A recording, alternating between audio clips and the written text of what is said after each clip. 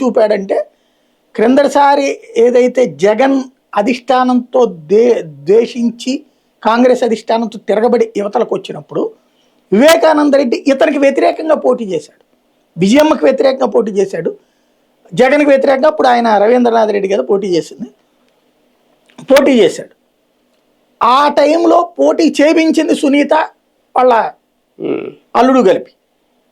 ఆ ముక్కని వీళ్ళ ఇంట్లో చెప్పుకున్నాడు వదిన దగ్గరకు వచ్చి, ఏం చేయమంటావు ఇట్లాగ ప్రెషర్ అయిపోయింది అన్నటువంటి. ఆ తర్వాత అక్కడ ఓడిపోయినా కూడా అతను మంత్రిగా కూడా పనిచేశాడు కాంగ్రెస్లో. అది జగన్కి నచ్చలా. అంటే నువ్వు మన కుటుంబం అనుకున్నప్పుడు, మన నలుగురమే కుటుంబం అనుకున్నప్పుడు, నాన్న, బాబాయ్, అమ్మ, చెల్లి, ఇదే కదా కుటుంబం. ఈ కుటుంబంగా ఉన్నటువంటి సందర్భంలో ఆ చెల్లి, ఈ చెల్లి, ఇంతే కదా కుటుంబం.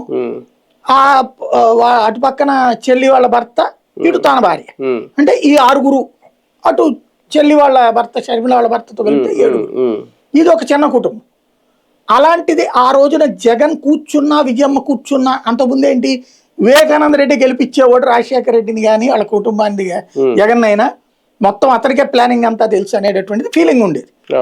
అట్లాంటిది వివేకానంద రెడ్డి అవతలకి వెళ్ళిపోతే జగన్ ఏమైపోతాడు, విజయం ఏడ గెలుస్తుంది అన్నటువంటి సందర్భంలో అసలు చరిత్రలోనే ఎన్నడూ లేనంత భారీ మెజార్టీతో జగన్ గెలిచాడు.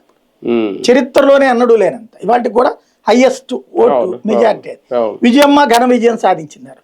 ఇది ఎవరు చేశారు, పోల్ మేనేజ్మెంట్, అవినాష్ రెడ్డి, భాస్కర్ రెడ్డి.